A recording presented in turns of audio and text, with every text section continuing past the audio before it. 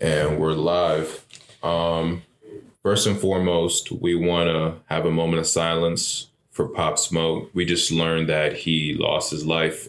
I believe it was a home invasion. Home invasion this morning. He was shot and killed. So let's take a brief moment of silence for him.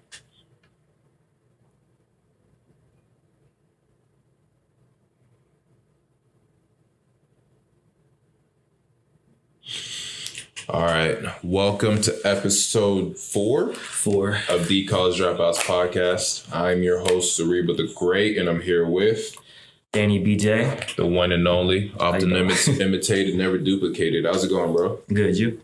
Good, man. Hearts are heavy right now, man. Hearts are heavy. Yeah, that's like the first thing I read when I woke up this morning. That he passed away. Bro, 2020 has been garbage, bro, so far. And we're only a month and a half in? Yeah. Almost 2 months. A month and a half in. That shit is crazy, bro. What's going on though? I mean, we got to address this first. Like, I don't want to get straight into the negative shit, but when an artist like that, who's on the up and up, like, you can see where he's going, gets his life taken. That shit is sad. Extremely. He's only 20. Only 20. He's only a few months older than the same age as us, basically. He's our age. A nigga our age. Coming out of his city, from his background. We don't need to go into where he's from. Right. But a nigga from that's built like him. See him doing well for himself and then somebody hating to take his life from him. That shit is just sad. And I have my morning voice right now, but I'm like, that shit is just sad. And I can't even wrap my head around it, because I know niggas do B&Es all the time. Right. But that's not shocking. But the fact that we can't even say he got killed in this hood. He was in Hollywood Hills. Beverly Hills. Like, kicking it, like, living his best life, and they just come and take that from you.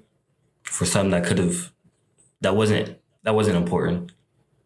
I wonder if niggas knew, the robbers knew that it was where Pop Smoke was at, or they were just doing a regular I seen home invasion. His homie posted a picture and the address was in it. And then he posted yesterday, like a bag or something with the tag, the address on it. I read like reports he had like he may have had a party or like a get together last night. Mm-hmm. And then, yeah. Mike D, ain't that his brother? Because I'll always be seeing him in the back and he talking about, yeah, that's my real brother. I mean, it might just be his best friend or whatever, but. Yeah, it's sad, man.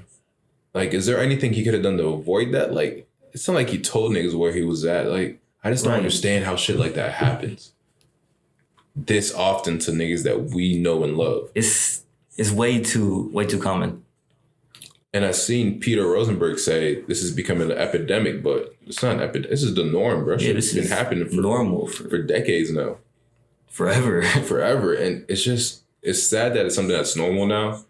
And now, like, I don't know if it's just me, but I don't want to say I don't get sad when I see shit, but it's just like... It definitely doesn't shock me. I'm not in shock anymore. I'm not shocked no more. It's like, niggas are crooks, bro. Damn again.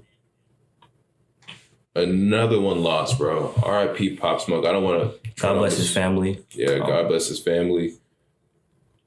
And I just hate how people are so quick to hop on Twitter with the conspiracy theories. Yeah. Like, let people grieve first before y'all start talking about, oh, his homie definitely gave the drop on him. This, so you don't know that, bro. It's an inside job.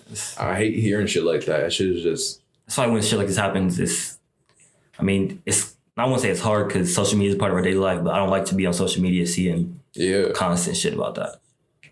I think one of the best decisions I've made, bro, is to get off social media. Tone back a lot. Yeah, like, I don't have an Instagram no more.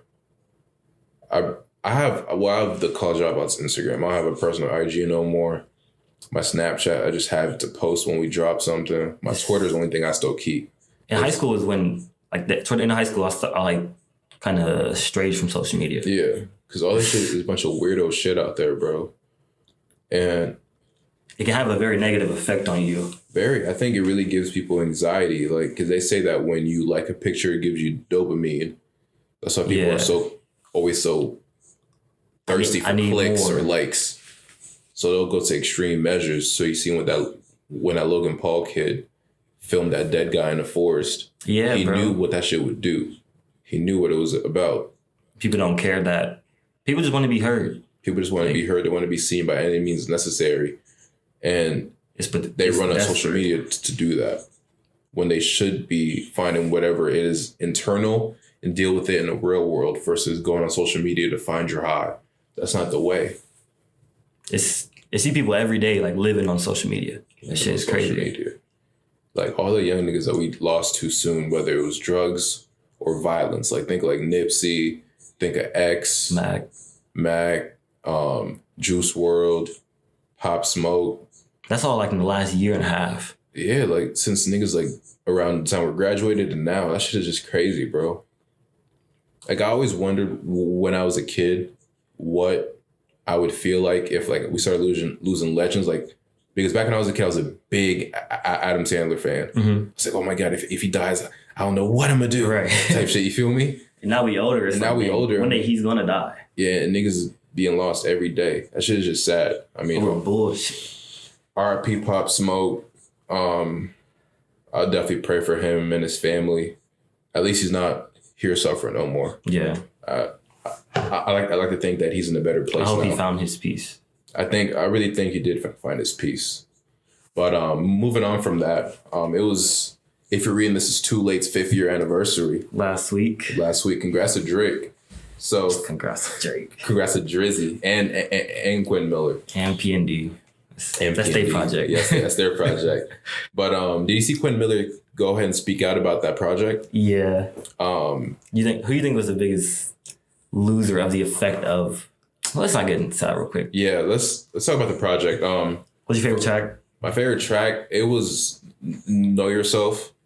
Yeah, that's been a motto I've been keeping a lot. Know Yourself. I've been running through the 6 with my woes. That was a tough song, up, nigga. That's my shit. I said Star 67, but I don't think it is. I think it's probably You in the 6 or Jungle. Yeah, Jungle. A lot of people say that's his best R&B type song. That's a great song. Jungle's a really good song. I said Know Yourself. 10 Bands is a really good song. I like No Tellin'. No Tellin's a really good song. Yup. Where does this stack on his discography to you? Not top. I don't know if I said not top 3 or not top 4. Name your favorite Drake albums then. No order. It'd be Nothing Was the Same. Mm-hmm. Take Care. Thank Me Later. And Views. Oh, so this is definitely not your top 4. No, I got it. I think I got it fit. A top 5? Yeah. Well, how many projects does Drake have? 9 or 10? He has a lot. I don't even know. He has a few. I have Drake. For me personally, I would say my Drake discography, I would put Take Care, Views, More Life. More Life? Yeah, bro. I really like More Life. I mean, technically, you could say it's not a Drake album. It's a playlist. It's a playlist. But it's an album. But it has a lot of my favorite projects on there. I would say I like Scorpion a lot, but I got to go with If You're Reading This too as an album. Yeah, okay. I like individual tracks on Scorpion a lot more, but as an album, was long. It was really long. I think that's why I didn't like it as much. Yes, because it's more of like you shuffle play or you make your own playlist out of it versus you could listen to If You're Reading This Is Too Late all the way through and you'll be happy with your experience. So I have it top 4 in my discography, but a lot of people have been celebrating it lately, but Quentin Miller recently came out and had some mixed emotions about it. I'm going to insert the clip here. Yo, so, you know, a lot of people have been congratulating me and sending me messages and shit about the 5-year anniversary of If You're Reading This and shit. And, you know, I look on socials and I see like producers and, you know, other people that were involved with the artists and they get to talk about how proud they are of the shit, you know. And, you know, it's different for me. It's pretty much taboo for me to even talk about it. You know, I pretty much try to act like it don't even exist. The biggest project of my entire career, right? And that's pretty strange, but unfortunately, you know, I don't have the good memories about it that everybody has. You know, my good memories were all murdered. You know what I'm saying? Like the day Meek Mandela, you know, y'all buying that bullshit since he came out of jail. Like. So, what are your thoughts on what he said? Is he in the right to feel that way? Yeah, because if you look at the situation, he is the biggest loser of it. I think he's the only loser, bro. Yeah, he's the only one. Actually, no, I can't say that. But nah, bro. I mean, Drake's credibility took a hit, but when the whole thing happened, Meek took his L and Quentin took L. Yeah. Because Meek and Drake are friends now. So like he's the odd man out. He's not in the industry like he wants to be. Yeah, but if we look at legacy, right? First, let me speak on Quentin Miller. Legacy-wise, well, his legacy, he never had a legacy. He's talking about more of him as an artist. When we heard the reference tracks, we knew maybe he wrote it, but we knew that without Drake, them songs weren't going to be hits. Yeah, he's not. Like, because we heard his versions of 10 bands, and I forgot the Rico sample that they exposed. I think it was DJ Drama who exposed them. We heard what it sounded like, and it wasn't it. Like, we knew, all right, yeah, you needed Drake for this. Yeah. But Drake needed you as well, in a way. Right. But at the same time, I think he just takes pride in him being able to work with Drake. Yeah, and I think if he wrote for Drake, I think he could use that to his advantage and work with other people. Like, because if you tell him I wrote for Drake, that's a lot of kudos in the industry. I don't understand how he can't find work. He has some good music. He has I think a song or two with Wale. Like he makes good music, but I think he's so stuck on the situation still. Yeah, I think he's so stuck on it, and he's using it as a hindrance. I don't know what's happening in the back. Like I don't know if his mind, if he's been blackballed for some reason. But I feel like if you wrote for Drake, you can finesse that and work for other artists. Like a lot of people would love for you to write for them. Right. And he was begging for help from the labels. Bro, if you got a pen like yours, you don't need the labels. I think maybe DM artist all day, bro. Maybe he's just not, he wants to be an artist. Maybe he's just not that. But he can't, I don't think he needs to understand. Like, ironically enough, you got to know yourself. Facts, bro. Know yourself. Like, know your place. Like, maybe you're not meant to rap. Maybe you're meant to be the nigga in the background. And it's a lot of people who are good writers. They're just not the best artists. And songwriters make more than rappers half the time. Yeah. You get them credits. But legacy-wise, I think Drake's been hurt the most legacy-wise in this situation, though. Because of the ghost writing? Yeah, because there was a time when niggas was putting Drake in their top 10 pens, top 15 rappers list, etc. Yeah. And now with the whole ghostwriting thing, there's always an asterisk next to Drake's name. On Drake the rapper. Drake the rapper. Yeah. It's never Drake the artist, always Drake the rapper. One of the best artists of all time. Yeah, but it's always Drake the rapper. It's always in quotes because we don't know what he wrote. Even if Quentin Miller only wrote those 2 songs for him, it's always a we don't know. Nah, he wrote Work too. Quentin Miller's Work reference track was great. Work? Yeah. He wrote Work? I thought that was Party. Nah, that shit is... is it Party? Maybe I'm mistaken. Because I know Party be working with like Rihanna a lot. Yeah, maybe I'm mistaken on that. Yeah, because Quentin Miller, if he wrote Work, ain't no way you're not working right now. But yeah, Drake's been hurt the most. I think Meek Mill kind of walked away from it the best he could, bro. Like he came out of that situation where he went into his life after that. It was not good, as everyone knows. Yeah. But the way he responded and overcame that is great to see. Because I think Meek Mill was going in a situation where he was going to be typecast as like the street rapper. Mm-hmm. But him being in that situation, getting roasted, them being like, blah, blah, blah, is it your world tour, your girls tour? Then him going to jail, then him going through all those things with the legal system and now coming out on where he is. He's putting himself in a conversation where he's in rooms with Jay-Z. He's in that top tier of artists. He's a top tier artist now. He's a top tier rapper. He's trying to go in the pop world with that bullshit he did with Justin Timberlake. But we're not going to talk about that. Again. So I think the only losers here, I would say, is honestly Drake. But you could argue Quentin Miller. I don't think Quentin Miller's a loser. I think he's a loser in the situation because himself. Yeah. The way he reacted to it. The way he reacted to it. But we don't know what's happening in the background. So from our point of view. So we can't comment on it. From our last conversation, do you think that artist legacy is negatively impacted when it's positively impacted when they pass away or when they just don't put out any more music after they put out their classic? That's a good one. I think when they pass away, we remember them in the best light. Yeah. You don't remember all the stuff you did. Like, I think a lot of people, artists that pass away, get more props than, I don't say props, more flowers than they should. Yeah. They should have got the flowers when they were there, right? Mm-hmm. But like Nipsey, for example, like I think he's a great rapper. I've listened to his catalog and stuff, but his light wasn't shined on upon as much until he passed away. Facts. And also with people like Lauryn Hill, she dropped a classic album, and then, I mean, she did drop that Unplugged shit, if you count that. She has one album, really. But she really has one album, which was regarded one of the probably the best album R&B ever. Right. Ever. One of my favorites. Yeah, ever. And she never dropped music after that, but we put her in that top MC list of all time because we didn't get to see her mess up. Right. Versus people like, I don't know, like, I don't want to say someone that's passed away, but like Nas. If Nas had dropped Illmatic and went away, he would have been the GOAT. GOAT easily. By himself. But since you've seen him not being at the very top of his level throughout his career the whole time, he's not that definite GOAT. Do you think, moving on from that point, do you think people are immortalized after their passing and we don't truly understand how big or influential they were before they passed? Definitely. And I think so because of social media.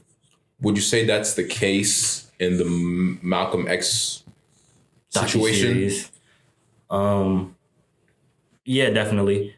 Because while he was alive, he was not getting those same flowers. Like he had a following, and he did have what he was doing was solid, but he did not have those same flowers. He was not highly regarded, so to say. Did you watch the doc on Netflix? Yeah. What's your thought on it? Like, did you think it was good? I liked it a lot. I think it painted a good portrait, but it told us who killed him. Yeah, basically. Who do you think it was? I mean, it was those 5 guys, but I believe it was William Bradley who did do the most damage with that shotgun. The shot, yeah. Yeah, with the shotgun. What was your initial reaction, like, watching it? Like, what emotions were you feeling when you were watching the doc? When I was watching it, it was like anger, kind of, because like stuff like this is the positivity that we need. Maybe not in the ways that he goes, but we need that stuff. And for his death specifically to be like the way they handled it, so like nonchalantly, like it was very angry. I was watching it with my little brother. He's like me. He's like a hothead, but he's like me back when I was younger. Right. This nigga wanted to incite a race war. Really? When I was watching it, he was trying to join the Fruit of Islam. That's the type of shit that would incite one of those. Though. My little brother is like Huey from Boondocks. Hey, Huey, my nigga. Yeah, he's lit. But he was watching. He's like, "Are you kidding me?" And they didn't help him. I was like, "Yeah, bro, that's real life, little bro. Hey, that's how shit." When I was watching it, I was like, while I was angered, I was like, I'm not surprised. Yeah, bro. Like, charge it to the game, bro. It is what it is. When I was watching it, I had a lot of mixed emotions about all the different things going against Malcolm. Like, obviously, he wasn't a perfect human being. Yeah. He had some rhetoric and some ideas that weren't refined yet. But it's part of growth as a human being, like, you know? People got to learn their own lessons. But when I was watching it, I was learning about how J. Edgar Hoover, the director of the FBI, was illegally watching him, how they had a whole police headquarters, the Bossy network. Tapping his whole life. They had informants in his close circle watching him.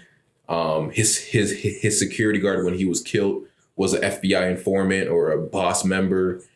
When he joined the Nation of Islam, the children of Elijah Muhammad didn't like him. Plotting against him. Making him and Elijah Muhammad go against each other. Like, there was no way that Malcolm X would have lived. There was absolutely no way. And he knew he was going to die. He knew it was...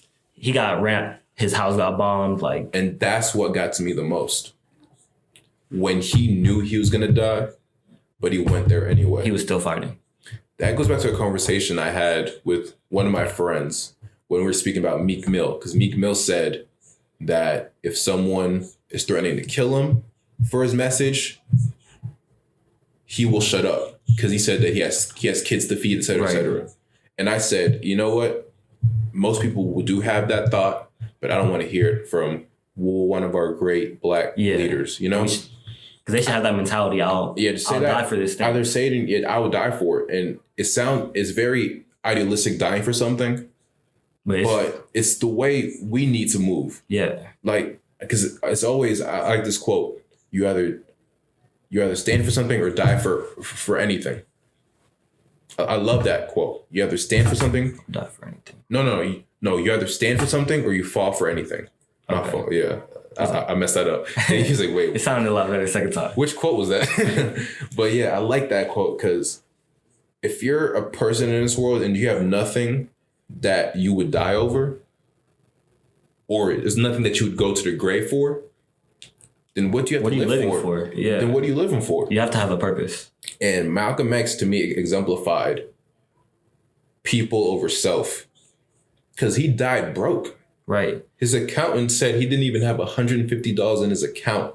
And if you look at the way people have money now that are in these positions to make impact, I think if they pull together, there really could be a lot of change.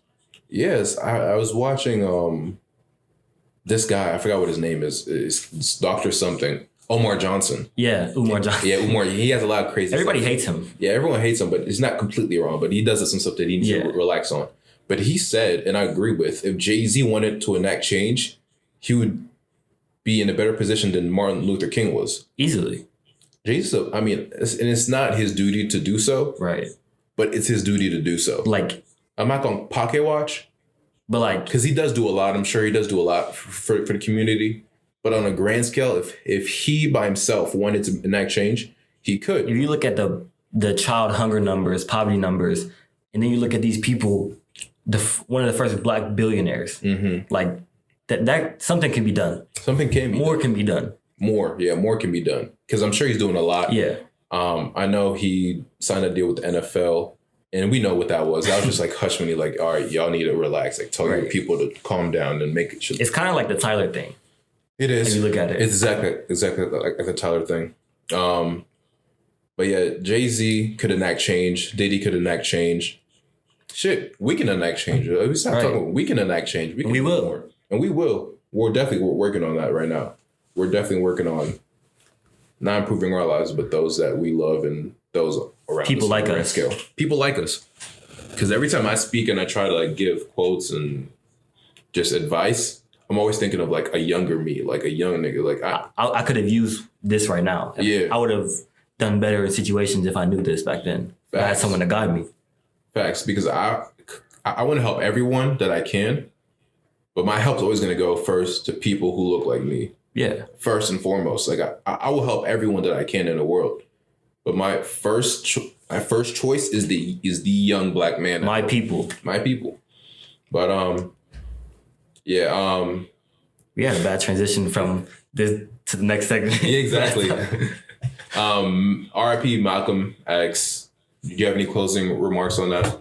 No closing remarks. R.I.P. Malcolm.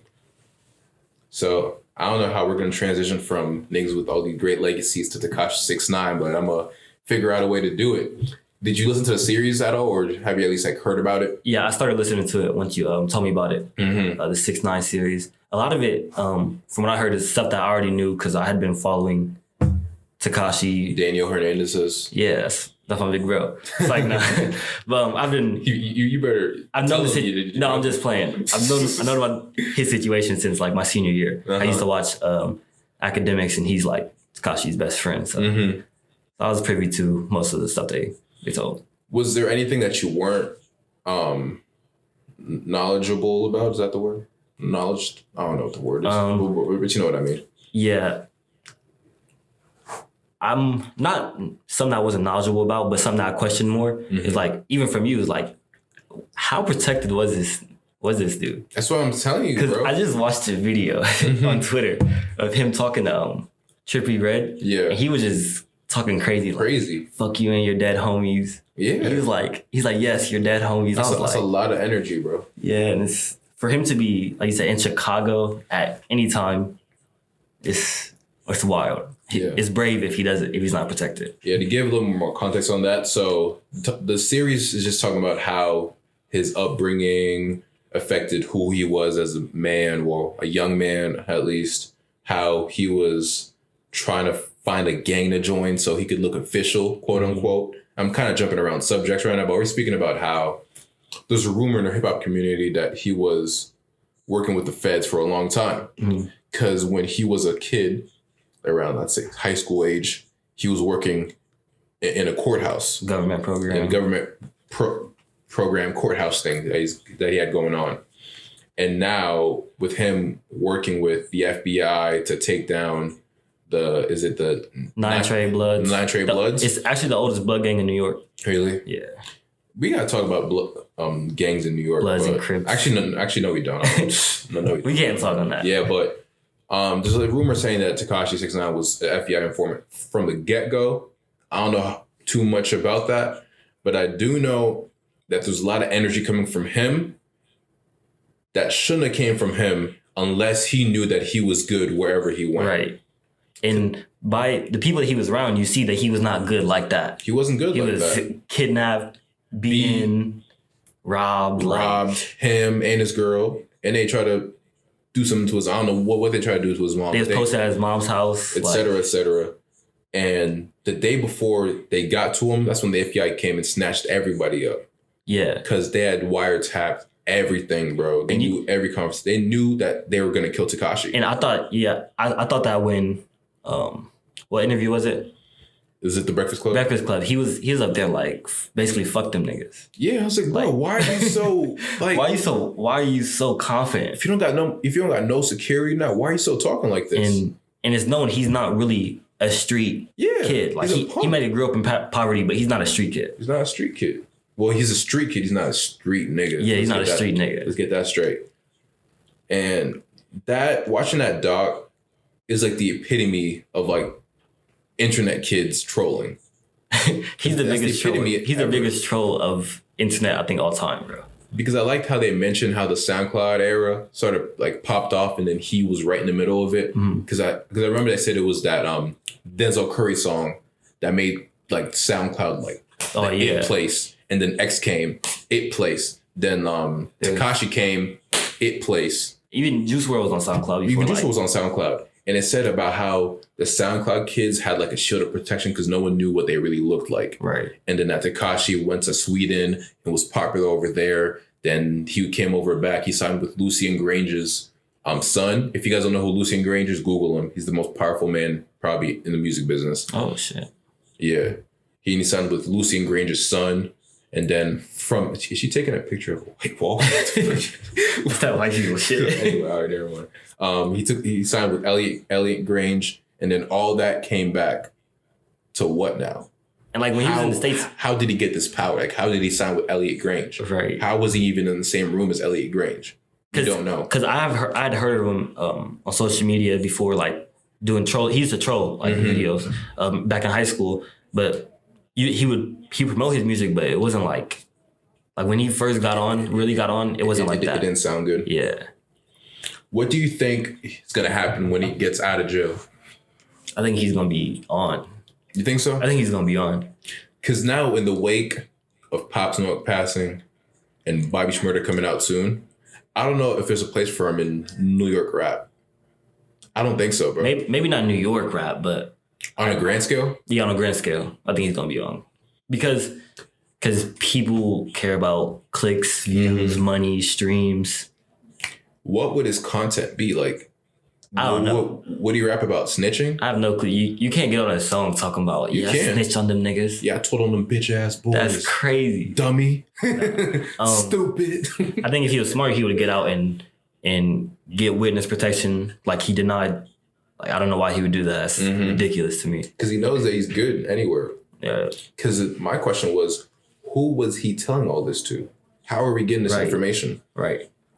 And is it his lawyer? And I think maybe it was his lawyer because I don't think he's that smart.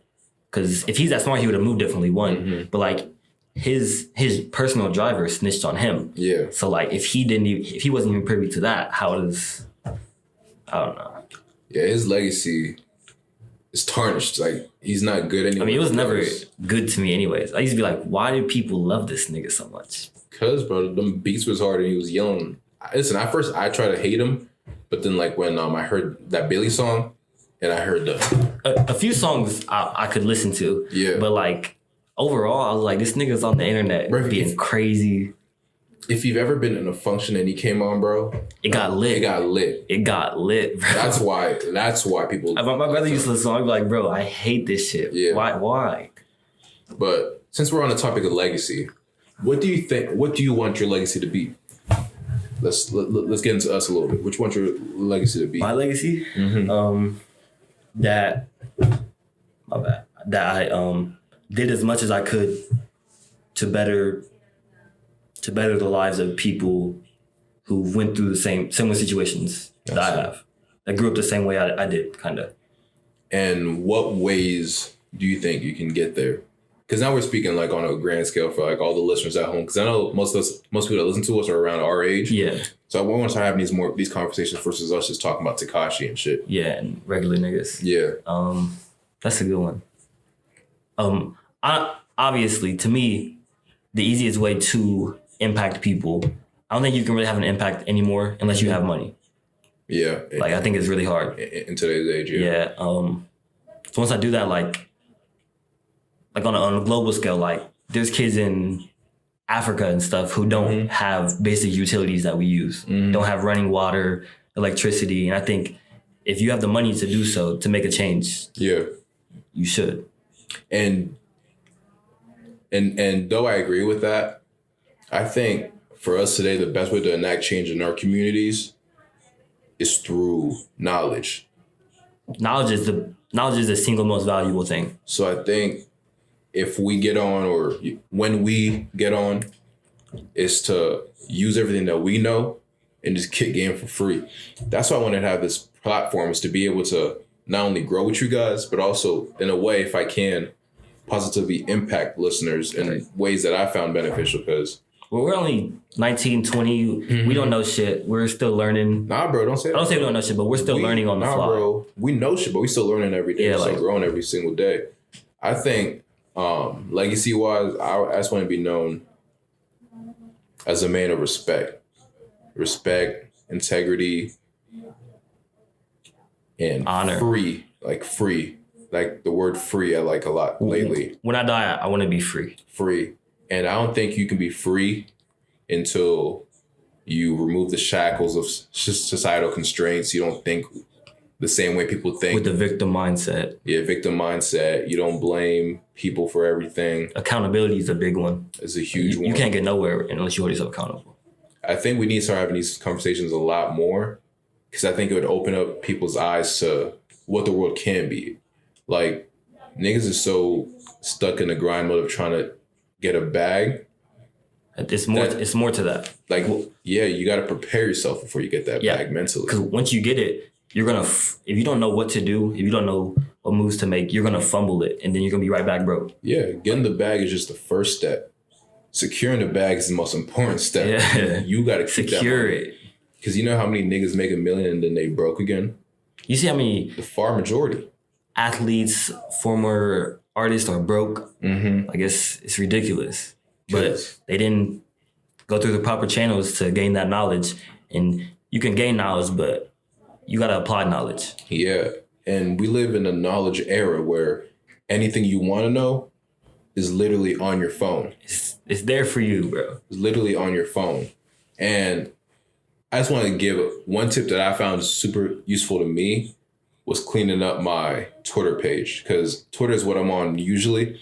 And before, I used to see just a bunch of bullshit. I used to see and that stuff, trolling, like ass music, sex, all that stuff on there, bro. And that stuff we don't understand, but that stuff really shapes who you are and who you become. I've learned more since I graduated high school from who I follow on Twitter than I did in high school. And that's facts. Knowledge wise. And that's facts.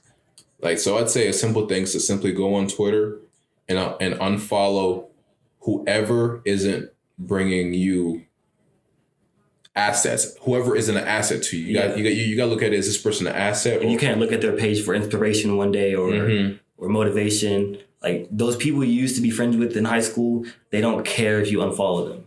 If they do, who cares? And if they do, it don't matter. Why do you care? If someone is tripping over you, unfollow them on Twitter. Is that who you really want to be a friend in the first place? Why do you care about their opinion? Like, I've unfollowed a lot of people, and it's not a personal thing. It's a personal thing, but it's not a personal thing. You know, you feel me? There's like, nothing you can do for me. Nothing you can do for me. So go on Twitter, follow people that you want to become. Don't follow people that you want to leave behind. I think that's a good way of putting it. Like, follow Jay-Z, Jay-Z don't tweet, so never mind. Don't follow him. You're just going to see some J-elect likes. Yeah. Follow Puff, like Diddy. Follow Gary Vaynerchuk. David Goggins is a good one. David Goggins. Follow Xavier Miller. Follow Todd Billy, Chris Johnson. So just go through Black Wealth Twitter. That's what we call it. Yeah, it's Black Wealth Twitter. Black Wealth Twitter. That's who I follow now. Ari, Tara. Yeah, nerd. A lot of people. Nerd Nomad Mom. Just follow people that you want to become like, and just reverse engineer everything. Like, find whatever your goal is, and they'll go backwards from there. What do I need to do to get there? What are all the steps? You can't know where to go unless you figure out what you want in life.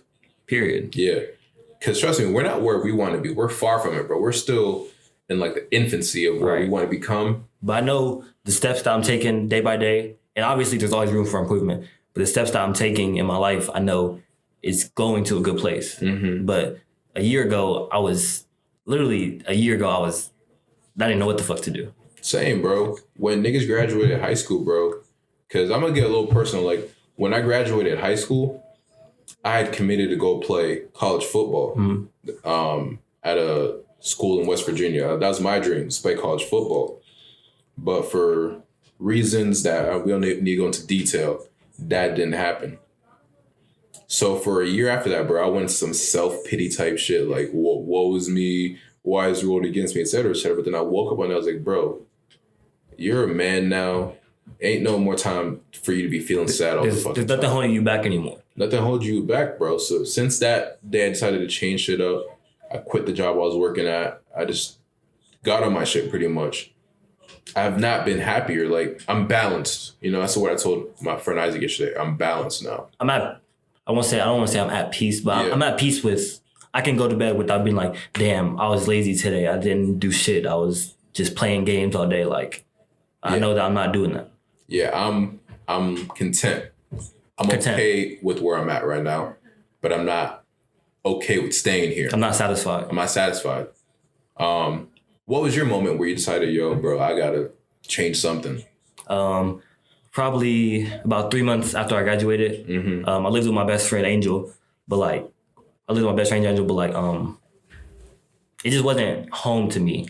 Like, while I was grateful for them, like, taking me in, it wasn't my home. And I was like, I was just feeling bad, like, oh, why did my family have to be the way they were? Why did I have to go through certain situations I did in my 4 years of high school? But I was like, okay, but what is me complaining and being sad and crying about to do about it? Nothing. Like, absolutely nothing. And we're lucky that we realized that when we were young, like, we had our dreams broken or we were put in tough situations to where now that we're 19, 20, we can start teeing up now. We understand things on a slightly different level. A way bigger level. And now I'm just on a whole different wavelength. Like, there's certain conversations I don't even want to have no more. It doesn't matter. It shit don't matter, bro. Like, if you look at life on a grand scale, none of this shit really matters, bro. But we was talking, like, probably the first week we did the pod. We're living in, like, simulation, bro. That's just too deep for this episode, bro. Like niggas aren't ready for that talk. It's crazy. What I always say, bro, none of this shit ever matters. And the best advice my pops ever gave me was don't stress over anything. Because bro's like, I don't know, he's like 65. Mm-hmm. He look like he's 40, bro. Like, he look good for his niggas carefree. Healthy. Like, he said, I don't stress over nothing. And we've been through a lot the last, I'd say, since I was 12. How old am I? 20. So last 8 years, bro. Yeah, I'd say since I was 13 is when it really started to get rough. It started getting rough because, like, I grew up in Woodley Park in DC. If for people that don't know, that's a rich part of DC. Like, that's like a few miles away from where the president lives, bro. That's crazy. I grew up sheltered. I grew up super proper Woodley Park, Adams Morgan area in DC. Like all my friends were Jewish growing up, bro. For real? Like, I'm telling you, all my friends were Jewish growing up. And then I moved to Beltsville, Maryland. That's PG County, Maryland, bro. Oh, that's PG County? PG County, Maryland, bro. Like, I went from Woodley Park, Maryland, the suburbs, to PG County. If you don't know what PG County is, it's a rough part of Maryland. Just Google PG County, you'll know what I'm talking about. And then from there, I bounced around to Silver Spring, came to Ohio as a JIT. Well, it was like 14, 15. Yeah, freshman year. Freshman year, came to Ohio. And I've been cool ever since, but take whatever little obstacles you got in your life and use it as a benefit. Like, because if I was never to have gone through what I did when I was a kid, moving around, like, people don't know, bro. I've lived in Saudi Arabia. I've lived in France. I didn't even know that. I've moved a lot of places, bro. I've never been in one spot for more than like 4 or 5 years since I was 10 or 11. Yeah. Like, I've moved a lot, bro. And you lose a lot of friends, but at the same time, you gain a lot of friends. You learn a lot of things along the way. You learn a lot of things. So it all depends on how you want to look at it. You can look at it as a loss, or you can look at it as a learning experience. I choose to go with the latter. Do you have anything to add to that? I do not. You don't? I think it's a good time to wrap it up. You have sleepers? Yeah. I mean, what's the sleepers that we did for? What was my sleeper? I was listening to it. You said I'm a backpack ass nigga. Yeah, you are a backpack rapper. I just listen to great music. Yeah, so my sleeper is the Snow Allegra track. I'm gonna play. I mean, this because we're reshooting our episode 4 because we lost the entire Technical episode. difficulties. So yeah, as we go along, you'll know what the song is. We'll put the links in. We forgot the song names right now. Mine is Iman by Rhapsody. Iman by J-I-D Rhapsody and Sir. And mine's a Snow Allegra track off her last album. It's a dope track. With that being said, thank you for tuning in. We appreciate you guys. Dang, and you know what? You close it out, bro. We appreciate you guys tuning in another week with us. What is our social media? You would appreciate if you followed us on our social media. Instagram is The College Dropouts Pod. The College Dropouts Pod with Daniel and Sariba and Daniel. Yeah. Whatever. Yeah, don't get shit fucked up over here. Nigga. Fuck out of here, nigga. I should have put Daniel and Sariba. Yeah, get the fuck out of here. And our Twitter is at TheCollegeDrop1. And I repeat, at TheCollegeDrop1. If you're listening on Apple, leave your niggas a review or a little rate. Give us a subscription. Even if you don't like it, tell us what's up. Yeah, tell us what's up, bro. Listen, if you shit on me, bro, it's better than you not saying nothing at all. You listen. You listen. Come on, bro. Stop playing with niggas. Like, support Black entrepreneurs. We out. We out? No, we're not out. That's not how you do this every episode, bro. Let a nigga finish. Oh, get your shit off. Let me get my shit off. Let me get my shit off. I'm about to say, you're about to say what we just said. I'm about to say the exact same thing. Thank you guys for tuning in. We'll catch you guys next time. We out of here.